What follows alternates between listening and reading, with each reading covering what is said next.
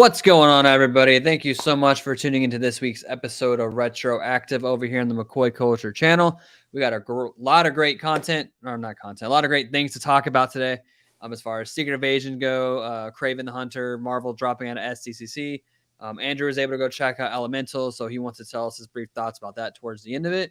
But before we get started, I just remind you guys to all please hit that like button, subscribe to the channel, because we are currently on the road to 1,000 subscribers. Try and hit that before the end of the year.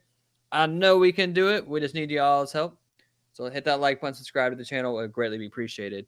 But before we get into it, Andrew, how was your week so far, man? I know you got to solo it on the Toy Quest 101 show last week. How was that for you? Oh, that was great. Those guys are the best. You know, a lot of fun, a lot of good-hearted ribbing on each other, and just like laying into each other left and right while talking about some new toys and statues and all that good stuff. And like I said, there's just such good guys, and I really appreciate them. Let me hang out with them. So looking forward to probably doing some more shows down the line. Yeah, if you guys are into the whole collectibles like pops, statues, hot toys, whatever. Check out Toy Quest 101. Our buddy Miguel, he runs that show with his daughter every Friday night. We have a podcast with him on there and talk about all that stuff. It's a great time. So definitely go check him out if you haven't already. Yeah, man, aside from that, anything else happened this week? Any crazy stories? I know you're, there's a crazy one here. Well, nothing too crazy. Just been working. Took the family to Epcot the other day with freaking hurricane force winds that showed up right in the middle, so that was fun. And hail. We got hail in Florida. I'm like, why do we have hail? It's Florida. Glad that didn't happen where we were at, but yeah, we literally showed up later in the afternoon because we wanted to just kind of like hang out for a couple hours, and right after getting through the gate, this dark cloud just shows up out of nowhere, and then within like, I don't know, 5 minutes, everything is just nonstop winds, and we had to like hunker down for about an hour. But typical thing about Florida, if you don't like the weather, maybe wait an hour and it'll change. So that or 15 minutes sometimes, because yeah, depending. Yeah. But yeah, no, we had a good time with that. Other than that, just been working. How about yourself? Same, man. I feel like I live at work. I come home, I go to bed, and I immediately wake up, go back to work. It's one of those not fun cycles that we all live in. Yeah, fun loops. But I don't know if you're joining us. We're meeting up with Miguel from Toy Quest 101 on Sunday. We're going to meet up at Old Town and get some food. He wants to see the new Transformers. He has yet to see it himself. So I don't know if you're still planning on hanging out with us, but we'll be doing that this week. So I'm definitely looking forward to that. Yeah, I'm going to try and make it out. Yeah. But yeah, guys, let's go ahead and jump right into it. As far as you all know, Marvel Studios dropped the first episode of Secret Invasion this week. And I know there's been a mixed bag about this show, especially with the critics giving it a 66, which I don't understand. The last time I checked, it was a 66. It could be higher or lower by now. But you got to keep in mind, this is the same group of people that gave She-Hulk an 80. So you just, take that with your discretion. But I think this show, like this first episode, was incredible. I think they started with a bang. I don't understand where people are saying it's boring. I really like the whole, you don't know who done it, who did it. It ended on one hell of a cliffhanger. I mean, I guess we can just go ahead and start right there, because like I said, this is spoilers. So if you had to see the episode, I don't know what you're doing. It's on Disney Plus right now. Go check out this episode. It was great. But freaking Maria Hill. Yeah. You think she's actually dead? I don't know. I will say, like, I had a feeling that they were going to do some sort of a death in this series, but they have to make sure it's somebody that if they lose that person, doesn't, like, no offense, they're not like a super integral part of the MCU going forward. You know what I mean? Like, but it's somebody that still needs to be able to carry weight, and I think she's one of those characters. So if they were going to actually do a MCU death proper, I think she's probably a good character, especially for this series in particular, since it's so much about Nick Fury dealing with his problems and like coming to terms with things from his past or the last few years, and from what it seems like from just sort of the first episode. So I feel like there's a lot of complaints from people about when it comes to the MCU, especially with deaths that like no one's ever really dead type of thing. Like so many people, there's no stakes. Right. There's no stakes. Like people come back, things like that, which is like, that's comic books. But if you're building, a cinematic universe as they have, you kind of have to have things carry a little bit more weight. And I think that this would not only be a good way, you don't want to do it just to prove people wrong, but I think it would be something that would carry a lot of weight with this series going forward to give a lot of emotionality to Nick Fury's journey throughout this series. Well, that too, but also one, I don't think she's dead. I think she's too kind of crucial of a character to, as far as to go off in this way. But I also wouldn't be surprised if she actually is, because I feel like it's a good way to show that Gravik's not messing around, that he is a force to be reckoned with. Because I saw the good reference when I was watching the Cosmic Wonder. He compared it to like the old, spy movies, like with like Austin Powers and stuff like that, where like they'll leave the they'll leave the heroes in like a room with the sharks, whatever, and then walk away, not to actually see them die, and then are shocked that they're actually still alive. No, this one, they're like, no, we're gonna go full into it. Like he killed Maria Hill. Yeah, he means business, and I think it'll make Fury kind of snap out of it. In that last conversation they had at the bar, where she's saying he needs to check his footing and whatnot, will actually sit with him and hit him harder, to where we'll get our Nick Fury back. Or like it's been said over and over again, you've changed since the blip, which I'm happy that this is one of the only few shows that's actually mentioned the blip.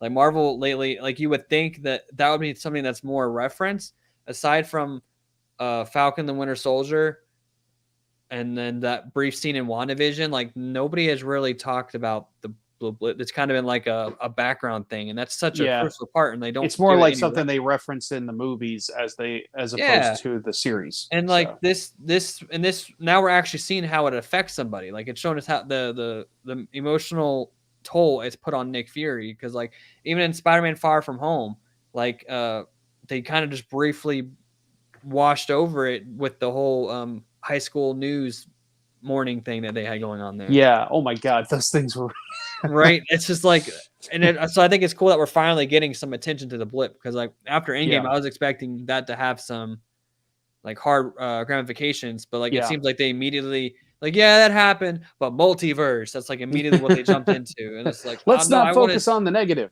right? I want to see like how this affect people. That like, it's realistically like in real life, if that happened, like the whole world would completely collapse. Governments would crumble. Like a lot of people, like I'm interested. There's a lot of good storytelling to see how that had affected. And I feel like it'd be cool if they showed us more of like flashbacks of when the blip happened, like during that 5-year span before Endgame, to show us how like people were affected and how they lived. Hopefully we'll get future content, but I like that they're actually referencing the blip and how it affects somebody. Sorry, I kind of went on a blip tangent. That's been a pet peeve of mine for the like. I'm like, I was just gonna say that everyone kind of talks about how like it was stage 4 was the last one, right? That we were in, that like just completed phase 4. People always talk about like how emotionally based a lot of it was, even if not everything hit. It was like, at first I always felt like the first few things that came out in phase 4, I kind of felt that it was like they're doing of like their stages of grief, processing it with this. But as you said, they didn't necessarily address always the blip specific things. There were a few times, like I said, more in the movies than in the series, I feel like. But even then, the only one I could think of aside from that is, well, the whole concept of Falcon Winter Soldier was the Flag Smashers being mad about how they were treated after the blip. But then that scene with when Monica Rambeau comes back. I guess they briefly talked about it in Hawkeye, because you saw Yelena Belova disappear and then come back. But still, it hasn't been like a it's like the very beginning of something is when it's addressed, and then they kind of move on, and then the series or the movie or whatever has its own specific stakes, which I understand. Like you have to have a story, but it would just, like you said, it would have been kind of interesting, especially with some of these series, to maybe kind of rein things in a little bit and go from more of a human standpoint like this. And that's why I think this is a really good series to do that, even if they're not necessarily going to just be like blip this, blip that type of stuff. Like there's a lot going on here in and of itself, but we're finally getting that more ground level human aspect that the MCU has been lacking in some aspects. And I know there's more of that to come with like the Daredevil it's not funny series. It's not, which I know humor is fun. And they did have that funny joke with, what was your midlife crisis shopping spree? And he said the Avengers. That was funny. Jokes like that's what's funny. I'm sorry. But like, and I like the more serious tone. It feels like it's taking itself seriously. And I think that's what people want. and it is very more dark. And I think that might be why it isn't hitting with a lot of people, because people are so used to, joke this, joke that, joke type of that, thing. yeah. And then now that we get something, which is what people have been complaining and wanting, now that we get it, they're hating on it. Makes no sense to me. People are never happy. Trust me, I'm as at a the point Star of, like, Wars no fan, matter I can what, tell you like, that. Yeah. they can put out a freaking masterpiece, like, and there will still be people that hate on it. I don't understand. Yeah, and that's the good thing. Like with Nick Fury, and specifically who they have with Samuel L. Jackson, you're always going to have that like sarcastic humor. So Mhm. like it's kind of like dark humor in some aspects, depending on what the scene is. He's always going to be, sarcastic. He's always so he's the heavy, but he also is a little bit of the levity. But he knows how to walk that line without going yuck yuck. You know what I mean? Yeah. He's a really good actor in that way. Like, and especially with this specific character, I felt over the course of his career in the MCU that he never plays something up, as far as I can remember, for jokes, just for jokes' sake. It's always just, it might bring a little bit of that levity, like I said, to a particular moment, but it doesn't detract from it. Yeah. And so I think that's something that, with this series in particular, how they're taking a much more serious route, you can still have those moments and it'll be okay, and it won't take anything away. But yeah, from what I remember, so the funny thing was when I sat down and watched this the other night, when I got done, I was like, I feel like I need a refresher on the kind of the scroll. So I went back and rewatched Captain Marvel, which I hadn't done in a while. I think I've only seen it like prior to the other night, like maybe twice. I will say that one's not my favorite. Yeah. When I do like it more the more I watch it. Yeah, and that's kind of how I felt about it after watching it again the other night. It's still, like you said, it's not one of my favorite MCU movies. It's kind of mid, but yeah, but there's several of them that are, and so it just kind of falls into that mid category. But I honestly think this series, and probably the Marvels as well, when that comes out, will maybe even kind of like build that one up a little bit. Kind of like I remember when with the whole Captain America trilogy, I didn't love the first Captain America when it came out. I don't know if it was just because I felt like I couldn't connect with the character with the whole like Boy Scout routine. Like the back in, it's not. I mean, that's kind of hard too when you're someone that lives in the modern age versus like 100 years ago, essentially. Yeah. Type of thing. Like, oh, there's always going to be that separate, like mentality. But it was like I always have issue with like characters that are strictly Boy Scout, whether it's like typical Superman, Captain America, that sort of thing. That's why the Winter Soldier like completely changed everything for me, because he was having to go on the other side of the tracks because he was falling. He didn't just blindly go because of the government or because of the military or whatever. Like he questioned things, and it added so much depth and character to him. And then it honestly made that movie better to me, like the original. Oh, yeah, that Winter Soldier, that's my favorite MCU film. Yeah, even though Infinity War's right behind it, but I don't know what it is about that movie. It's the best, and that's what I love about the show. It does give off those kind of vibes, like and I'm excited that they're kind of back to that form. It does fit with the whole Civil War and whatnot. Yeah, so it's my favorite MCU one, and it's my favorite of the Captain America trilogy. But it just made the first Captain America movie so much better. So I'm hoping that this kind of does that for me for Captain Marvel and some things going forward, just kind of like adding things. So I think we'll see. Another cool thing I noticed, like I didn't notice it the first time I watched the show, but there's things you miss in this show. Like, for example, do you remember when Nick Fury goes on the walk and he gets himself kidnapped to go so he can to go talk to that one lady. I forget what her character's name was. And then you see that he's walking past the chick on the bench that's making out with the guy, and you see the little girl with the ball. Yep. And then the part where they go to the bar and he buys that old guy a shot. All of those three characters were the three characters that Gravik was turning into when he was, and I didn't notice that the first time. I noticed it the second time. So Gravik was there the entire time. And I'm like, dang, I did not even catch on to that. Like, I just thought he was turning into random people in the crowd. And then when I'm like, wait a second. Okay, no, that's actually pretty cool. I like that whole. Yeah. And then when he's sitting at the lunch table doing his coffee, and that guy comes up, and he already knows that Nick Fury's here, and people are like, "How do you know?" And he just kind of like brushes it off or whatever. Like he doesn't trust anybody. He's doing his own investigating, even his own crew. He doesn't like.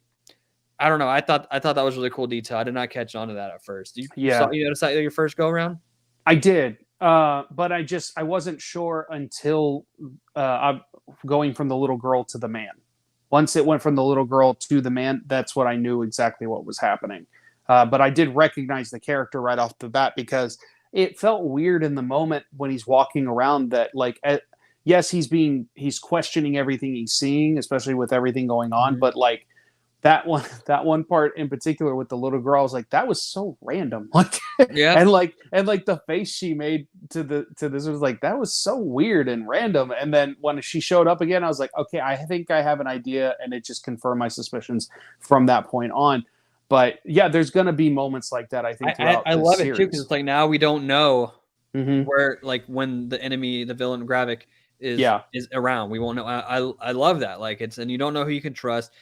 Well, the what's her name? Gaia, Emilia Clarke's character. Yes. Like I knew she was gonna like pull one on them like she did. Like she said these are the bombs with the the ink on it, and there were decoys. Like I kind of saw that coming. Like I knew she was kind of double side on them. But other than that, like I was pretty shocked, and especially with Agent Coulson, like he was a Skrull at the beginning of the episode. I'm glad. I was wondering. I'm like, wait, was he a Skrull? And then they quickly. I was getting worried too. Yeah, that was an imposter. This whole. I'm like, okay, but does that mean because they showed what they call them skins, and they put the human bodies on those things, kind of like in the Captain Marvel movie where she's hanging upside down and they had the beams going in her head. It's that same technology, but they're like it pretty much puts the human in a coma state. So the Skrull can use their skin as them to go, impersonate as them. So does that mean we have Ross somewhere? Even though we saw him in Wakanda Forever get broken out by Okoye, but does that mean he's his body's stuck somewhere? It's possible, but it also could just be that he just strictly impersonated him for a temporary time, because they can just turn into anybody. They don't have to have like them locked up or whatever. But as we saw, like the people that they have locked away, it gives them deeper access to what's in their mind. When he calls for an extraction route, Maria Hill has his phone. Like he calls Maria Hill, and like so he has it. The Skrull has his stuff to be. That's a good point. I didn't think about that. Yeah. I don't know. Maybe has he been a Skrull? I don't think he was a Skrull in Black Panther because I think Shuri would have been able to. Well, the first Black Panther when he got shot and she saved his life, she would have been able to tell he was a Skrull. Plus, when a Skrull's about to die, that's when they turn back to normal form, and he got shot. Right. He was basically dead. Shuri brought him back. Yeah. So I don't think he was a Skrull then, but I think something happened between Wakanda Forever and this show that I'm kind of interested to see. Well, he did get broken out of essentially going to jail, so anything could have happened. Anything could have happened between now that point and now, and we just don't know about it. So I didn't think about the extraction point thing. So that's a good point. As far as that goes, I was really worried that they were like right off the bat. Yeah, he's been a Skrull this whole time. I was like, hold the phone. Yeah, it didn't even process at first. And like when the scene was like, oh, that's cool. I was like, oh, wait a second. Was this mother a Skrull this entire time? And then like a few minutes later, she called him. I'm like, okay, because they got to be careful with it. If they like, they have to pick the right characters to do the Skrull thing with. Because if we find out one of our favorite characters that was like in the Endgame battle and stuff was a Skrull this whole time, that's gonna suck. Yeah, that's gonna undo a lot of things, and that's why I saw something.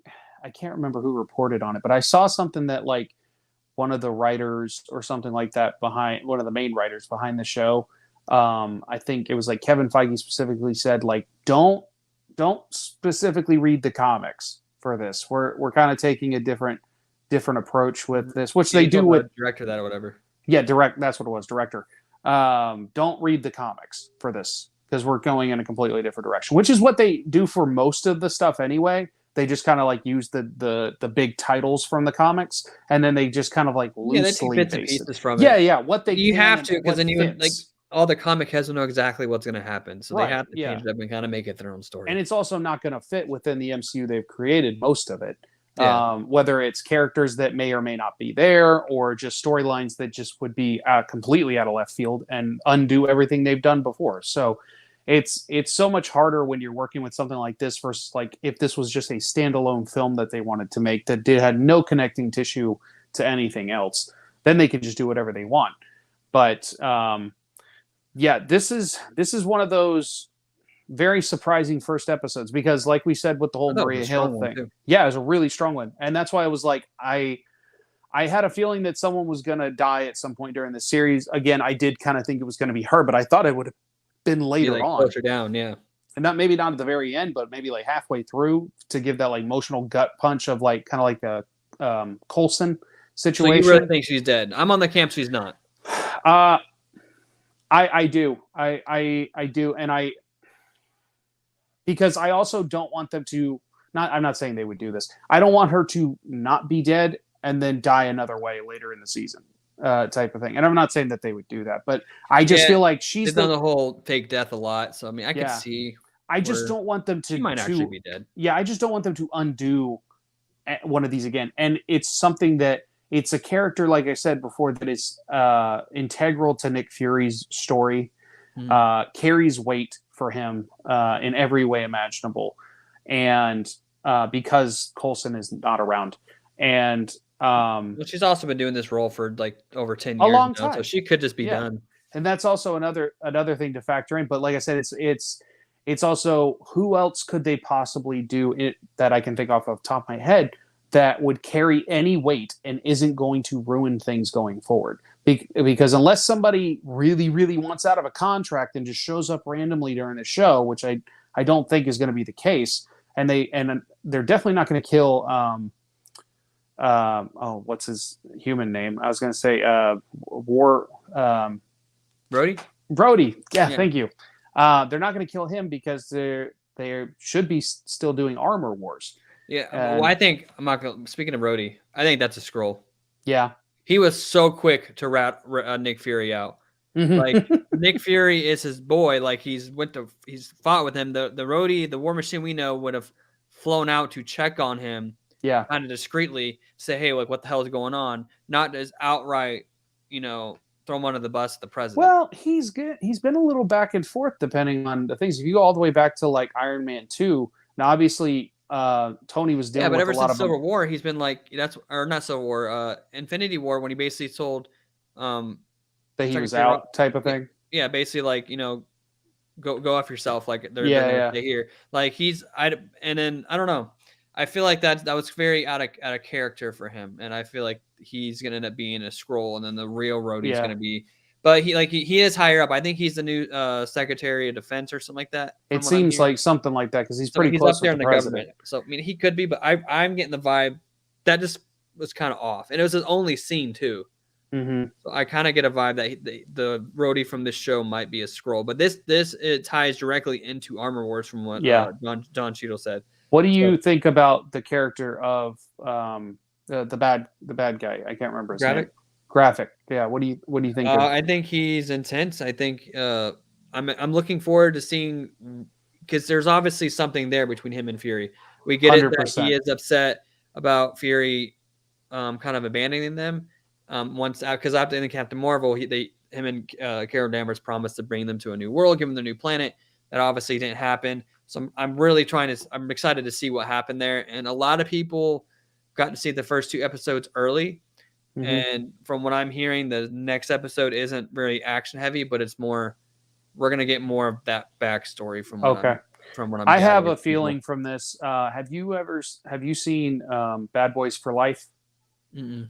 So that's the third movie. So there's a storyline in that the bad guy of that, he's like a younger guy, and he's going after the lead characters, and then it turns out that now this person doesn't know it at the time, so like take this with a grain of salt, but the bad guy ends up being Will Smith's son in the film universe.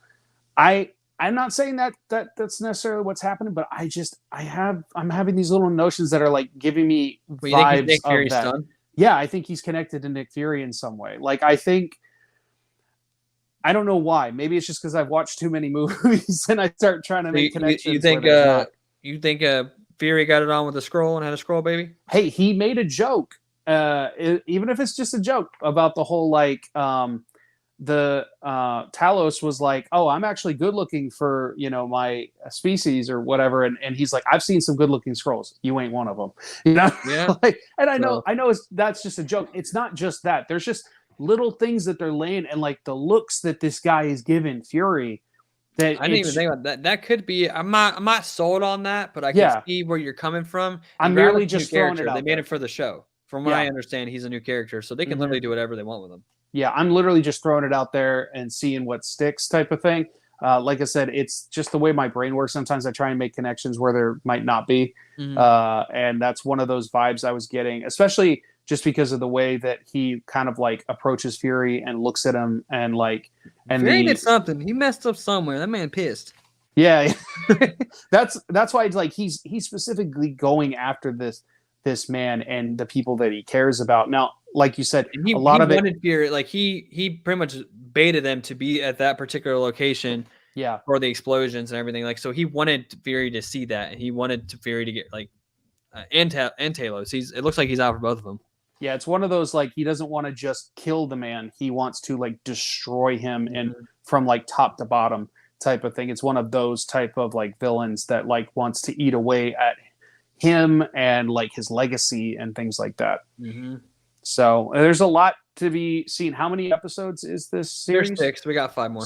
Oh, okay. So it is one of the shorter ones. Okay. I mean, most of them have been 6. But yeah, and they're like from my understanding, they're all gonna be close to an hour or so. I mean, which I love. That's good. The only which I can kind of see both sides of it. Did you hear about all the issues people are having with the intro with the AI? And I was going to bring that up as well. My thing with this, and this isn't just my opinion. I did actually see John Roca, which is a big like YouTuber, movie reviewer guy out there, someone that I follow. He brought this up as well. I think Disney and Marvel did this on purpose. I think they did the AI thing specifically because, one, it's very unsettling to look at. And it gives you that unease like you would if you realize that there's, you know, these people out there that could be completely someone else than what you know. On top of that, it's like that's where we're at in our world right now, and that's the kind of the things that we're processing, that this AI could, you know, take over certain roles or people or things like that. Yeah, it's the same. It's in a sense, it's like two sides of a similar coin when you're talking about the situation going on with Secret Invasion. And so I think they specifically did. They would not, in my opinion, as much people have like really gone after the AI stuff over the last year and like fought against it, and understandably so when you're talking like artists and things like that. I don't think Disney and Marvel would just step in the shit, if you will, without like thinking about it. And so I really do think there was a purpose behind this. I know it pissed a lot of people off to the point where there's some people that are straight like boycotting the show because they used AI for this intro. But I do think it was a like thought out plan, in my opinion. Do you think they'll change it for the future episodes due to all the controversy? It's possible. It's possible that they could backtrack on it a little bit, just depending. It wouldn't fully surprise me, just because of how much hate they've gotten. And that's the last thing they need right now. Marvel is not like they can't catch a break between the Jonathan Major stuff, which there was news on that. I don't know if you heard that yesterday because he had his first trial date. I saw something about his lawyer said something. Yeah, no, there's we don't have to get into it, but there's actual evidence now that he's innocent. Okay. And it's starting to look good from him, from what I heard. The Everything Always, Michael Roman, he posted a video yesterday. He's been following this hardcore. And I kind of get my updates through him. So if you haven't checked out his video, he kind of goes in more detail for it. But there's evidence that he's probably innocent. And then also I cannot pronounce his name, the actor who plays Namor. Namor. Mm-hmm. He has an apparent sexual assault charge that I don't know much about either. But they can't catch a break, and then the writer strike. So they've been under like the last thing they need is more like they need a project that's going to bring hype back to them. And I feel like people aren't really talking about the show anymore. They're just talking about the AI intro. Yeah. And I don't know if people are just looking for stuff at this point to hate on it, because it's actually a good show. So like, okay, the show's good. Let's shit on this. So I don't know. Yeah. Like you said, you can't. can't be happy. I always say myself, like being a Star Wars fan, I am very well aware of that kind of Yeah. mindset. No, again, I totally get the whole AI thing. Like it's, and Yeah. I'm on the full support of like people not wanting to lose their jobs and everything. So I 100% understand and support that. Yeah.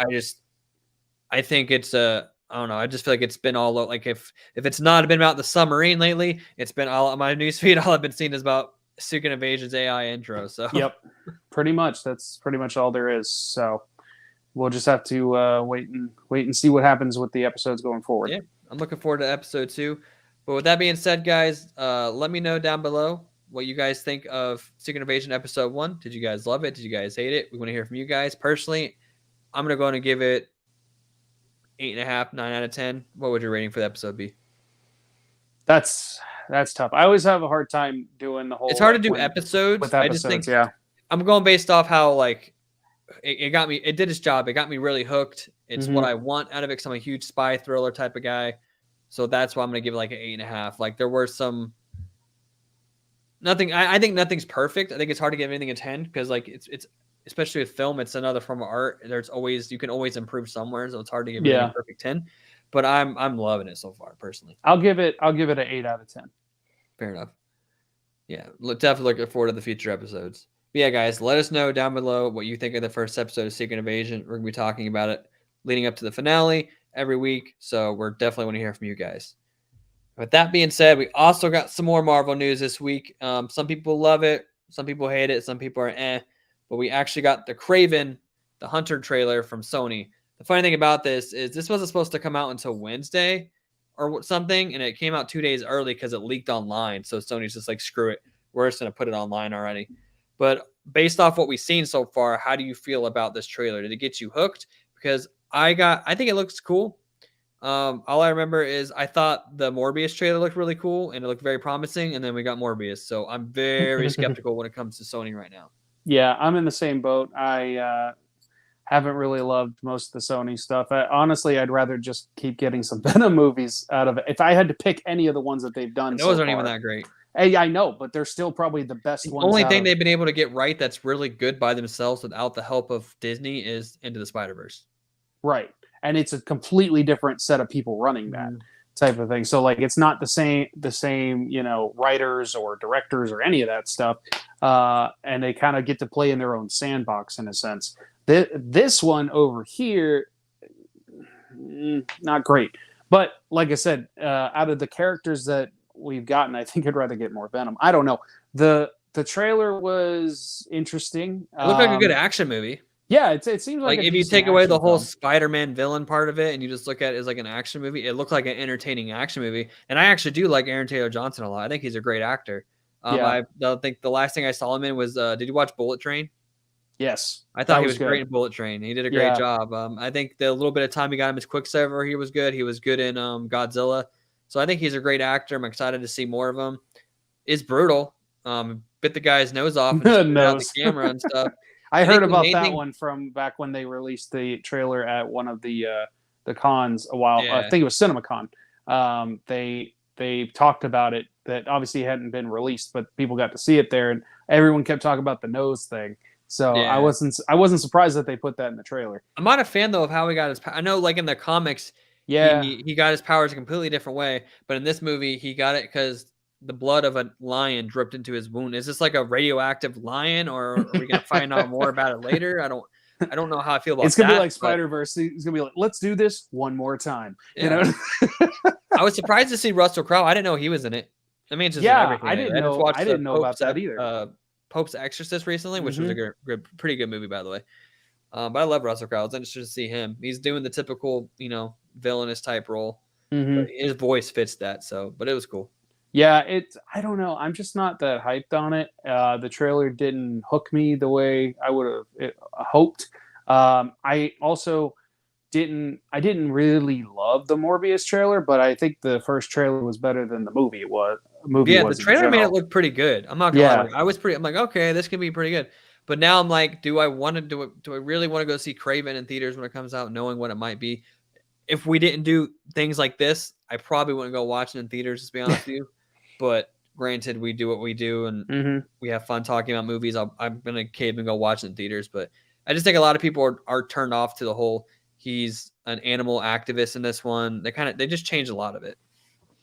Yeah, it's a interesting approach. The whole Sony just basically doing like a villains universe or anti-hero universe, however you want to put it, type of thing. And I think people are just after three films, even though it's only two characters, really. Most people are kind of just burned out on it already, and Yeah. that's not good. That they're Morbius already bombed burnt out. twice in theaters, not once. They took it out and they thought all the memes people were making meant that people wanted to see it. So Yeah. they put it back in theaters again and it bombed even harder the second time. I feel like the only way that it could have possibly done better the second time is if they just like shoehorned an actual scene where he turns to the camera and goes, "It's Morbin time," and that's the only way. Because that's what everyone kept doing with the memes. That's the only way I think anyone would have actually gone That out just and shows seen you it how the second time. disconnected Sony is with the fan base that they thought, oh, Morbin time means they want to see the movie. Let's put it back in theaters. I will say Craven looks better than Yes. Morbius did. Yes. Mm-hmm. And I like Aaron Taylor Johnson a lot. So that I'm like, I'm going to give it something, but I'm not going to have any expectations. I'm going to go on it kind of like Very how I low Flash. I just had no expectations, yeah. expectations. I was just going to go turn my brain off for 2 hours and just try to enjoy myself. And then But as we've seen, we can still be disappointed by turning our brain off to a movie. Yeah. The Flash was. I don't want to talk about that train wreck. Sorry, guys. If you love it, let me ask you this, just because we're talking about real quick. Do you feel like you need to see it a second time just to see if there's something there that you didn't see? No. I'd rather. There's part of me that wants to go out and see it a second time, and then there's another part of me that's like, I'll wait for it. I'll watch it one more time when it hits Max. Yeah, that's kind of how I feel. I'm not gonna go pay to watch it at the theaters again. Yeah, I get that. But yeah, well, hopefully, I kind of want to see. I don't want to see too much of the film, like I've kind of complained about with like the Flash or something like that. But I feel like maybe if we could get a little bit more of like the Rhino or something like that, or some of the outside stuff for the Craven happening. I don't need them to throw a character within the universe in the trailer like they kept pushing with Morbius, where it was literally the last scene of the movie with the whole Michael Keaton thing. Yeah, but they literally makes no sense still. But they put it in every trailer that they had, just so you know, just to get people to go see it. Yeah, that's all they were trying to do, and it was so annoying. So I don't need that. But if I can just see it with Tobey Maguire Spider-Man on the wall saying calling him a murderer. Yeah, that was random. And I don't hinting to, because that came after Far From Home, so it was hinting to Peter's situation where they thought he killed Mysterio, but like I said, it's just all over the place. So we'll see. We'll see if when it gets closer, if things start hyping up a little bit more, if they show some footage that maybe hooks me a little bit more. For now, I'm like, I'll go see it, but I don't like it. With the way they presented Venom, Carnage, Morbius, and now even Craven, do you see can you see like Tom Holland Spider-Man interacting with these characters, or do you think it's gonna be a whole different Spider-Man? Do you think it'll be a more grown? I don't know.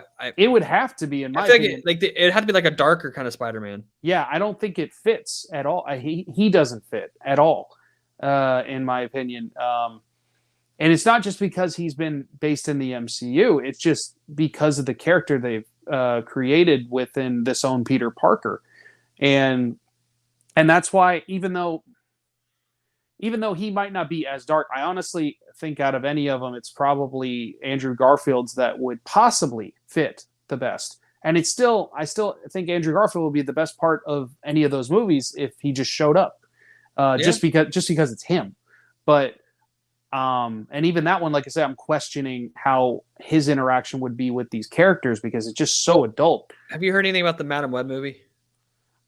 We've talked about it a few times, and I know there's some the rumors of things going around with that. So the premise of that movie, which it's already been out, so I don't think it's a rumor anymore, like a spoiler, but the Sydney Sweeney's characters, she kind of spoiled that she's Spider-Woman, but Peter Parker's a baby in that movie. Yeah, and they're trying to stop. I forget what the villain's name is, coming back in time to kill Peter Parker as a baby.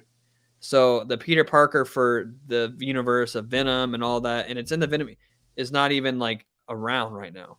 And then Mm. like I've heard the whole premise of Venom 3 is Venom and Eddie Brock learn from other like try like through the whole multiverse thing that Peter Parker is the reason why they die. So they go to want to track down Spider-Man and kill him, but then he's a baby, so they end up like having that like older brother type vibe for him. Like that's what I'm hearing. It's weird.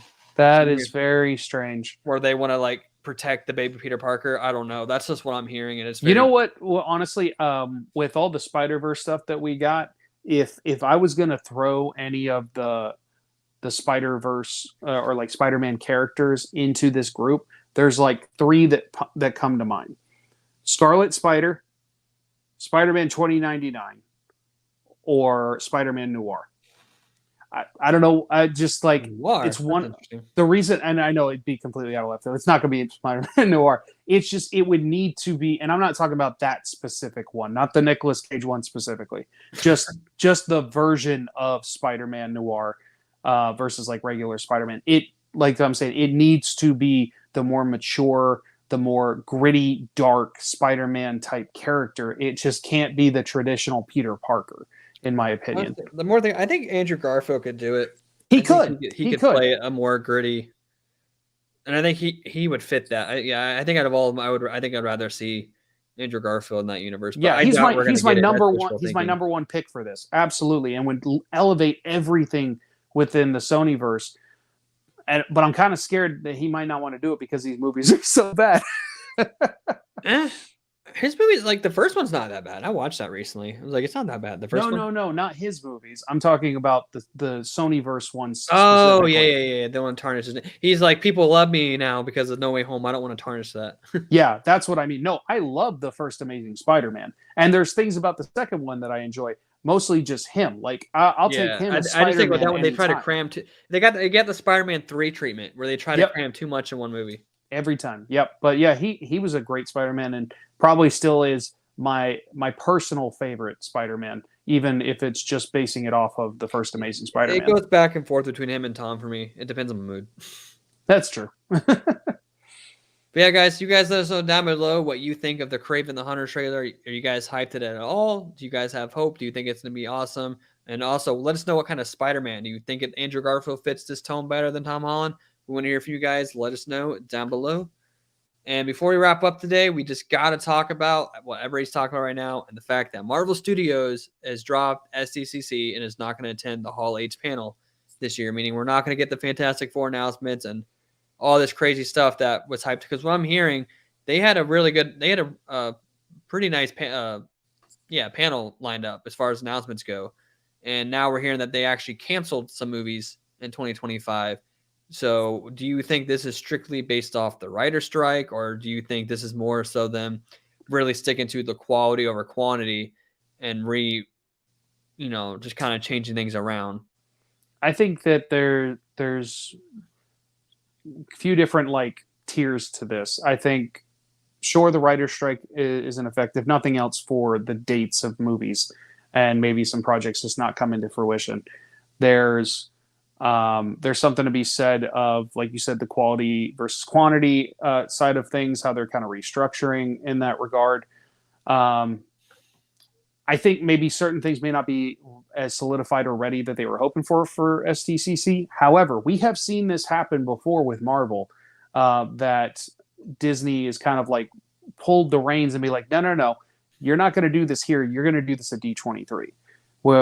We kind of need like, they kind of like made D23 their own San Diego Comic-Con, and like they really try and build that one up for everything, not just Marvel, but they've done it a few times with Marvel, with D23, that this is not the first time that Marvel has pulled out of San Diego Comic-Con in recent years, especially. Obviously, past years, you go back like, 6, 7, whatever, you couldn't miss it. But D23 wasn't what it was back then to what it is now. So I think that they've used it to kind of like elevate their platform a little bit for this, Star Wars, all their big IP properties. They're holding out these huge announcements and things like that for their specific cons, it seems like. And that's not to say that, next year that they might not show up, but it might be when they have a lot more stuff to where they can kind of sprinkle it a little bit here Mhm. and a little bit over here. But I think right now things are so much like, playing closer to the chest that they kind of have to pull in the reins a little bit. So what do you think?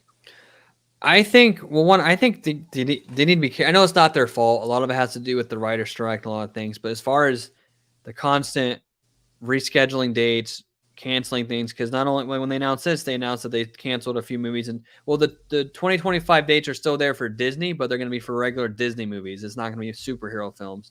So I don't know if they're just going to replace it or what.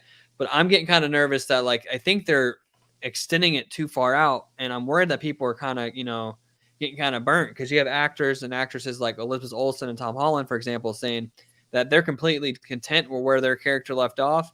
If Marvel doesn't reach back out to them, they're completely happy with it. I don't know if it's because they've been doing it for so long, they're kind of getting burnt, and Marvel keeps continuing to push things back. We're not getting Secret Wars until I'm 30 now, and well, I'll be like 32. So it's 2027, right?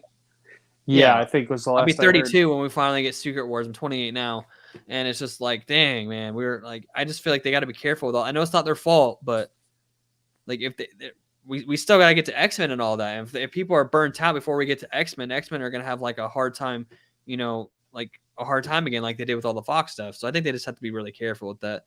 As far as this goes, I really think it's just up to the writer strike, and it's also now. I know the director strike got they came to a deal, they're fine, but now the actors are talking about going on a strike, so it's hard to bring hype and announce all these new things when you're uncertain about the future of Hollywood right now.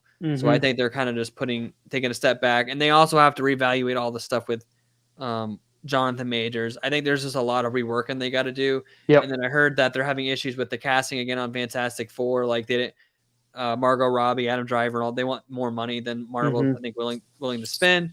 So I think that there's just a lot of reworking to do. And they're like, it's probably best we just don't go out there and announce these things just to have to reschedule them again in a month. Because like last year, they immediately changed the date to Avengers movies. Like I think like a month later, right? Yeah, I think one of the things that they were hoping to have solidified for this was the casting of Fantastic Four, and then all these delays have happened, and so there's a bunch of people going now. It's like, oh, okay, now it's going to happen at D23, and there's all these like trades and publications, pushing I saw a bunch that of people rumor. talk about it's going to happen in September. But there's no solidification of that as of yet, just because everything's still in negotiations. Now, I'm sure that's what they're hoping for, and I'm sure that's what they're shooting for as well. They're like, if we just push this out an extra, month or two, we can get this done, and we can actually have the big moment that we want to have. We'll just do it at D23. Let me ask you this. This is a little bit off topic. Do you think, but you mentioned the whole thing with Secret Wars. Do you think that Secret Wars, if we can actually get there, do you think that should be the end of the MCU? No. You want to carry it on, keep going forward. I people are talking about they're going to reboot it and stuff. I'm like, why though? There's so much great story to build upon, and now you're just going to be able to add to it with the Fantastic Four, with the X-Men. Like the X-Men alone, you can tell stories for the next 20 years with them. But if, like, say you're doing X-Men movies and then Wolverine references something that happened with Iron Man or Captain America or something back from the Infinity Saga, that'll just bring so much more like weight to that movie, and like it would like amp it up a little bit. I mean, at least to me. Yeah. So I think it'll be dumb. But I think Secret Wars is going to be a two-parter, from what I'm hearing. And that year between, so basically King Dynasty, Secret Wars, and then whatever the third one is that I'm like the rumor. It's going to be like an Avengers trilogy for the multiverse. And between Secret Wars and Secret Wars 2 or Eternity Wars, because I heard that name being floated around, it's going to be the Battle World movies, like in between that. And so we're going to get to like actually, unlike Infinity War and Endgame with the blip, it was immediately just kind of, brushed over, like we were talking about earlier. With Secret Wars, we're going to have a full set of movies that are dealing with the ramifications of what happened in Secret Wars and Battle World and all that kind of stuff. And then it's going to conclude in the next one. And then I heard something about Celestial. Like there were last year with the Secret Wars leak and everything, because the day before San Diego Comic-Con, all those names leaked out, and all of them were on the money. But there was additional names like Eternity Wars and something Celestials, something with the Celestials. There was more stuff that was on that list. So I don't think it needs to be done. I just think I just think they need to kind of what they've been doing isn't working, and I think they realize that now, and they have to bring the hype back to it. Because, like I said, if they don't bring the hype back to it, by the time they get to things like X-Men, which deserves all the hype in the world, people aren't going to care anymore. Yeah, and that's kind of my concern with it is that, like, yes, obviously, as we've seen with comics, like these things have been going on for decades, basically like 100 years, more or less, depending on what comic you're talking about. Some of these storylines have carried over decades and more. But there's also just something to be said, like when it comes to like the film media, that it's kind of like you want to leave them wanting more. You need to you want to hope to end on a high note. And as you said, some people are getting kind of like bogged down or like tired of these types of things. I'm not one of them. I'm just merely playing devil's advocate here. I just want to be alive to see the end of it. That's my thing. Yeah. Well, and that's the other thing is like, who knows if and when eventually everything has to end. But that's why I was just like, here's a shot in the dark. If you're going to end it, do you end it Secret Wars, or do you just or do you let it trail off and then just kind of fizzle out? You know what I mean? You got to end on a massive high note type of thing. But I know that's only a couple years down the road. So I'm sure that they would hope to probably do another, from this point on, at least another 10 years worth of movies, I would assume.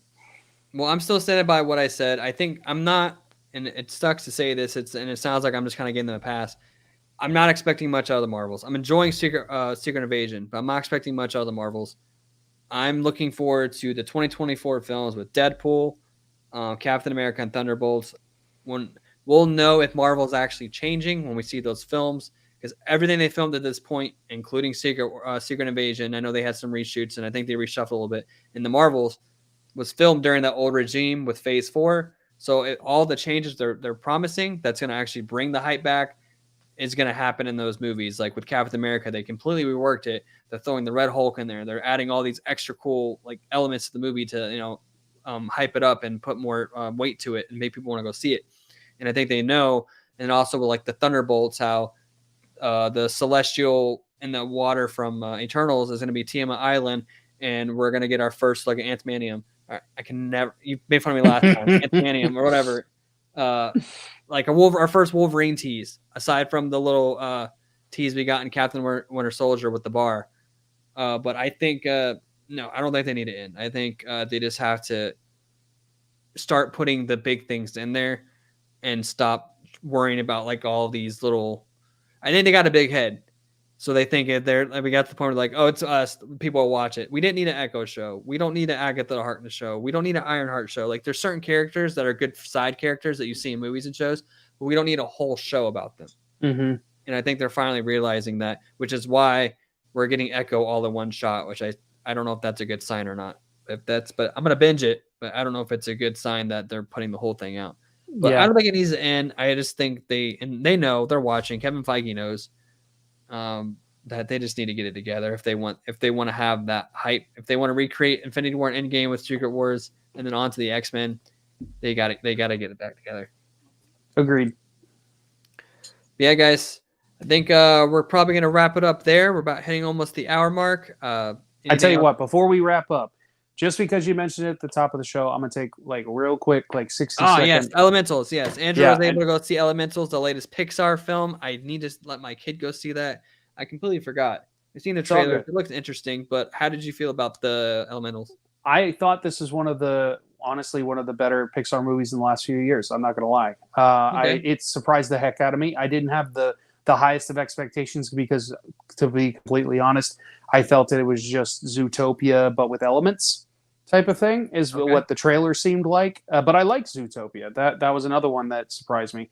And that's the thing that's about Pixar that I keep noticing is that even as I get older, even if the initial concepts or the trailers don't pull me, not every time, but a lot of times if I go see the movie, the story's there. They're just such good storytellers that they always make up for things like that.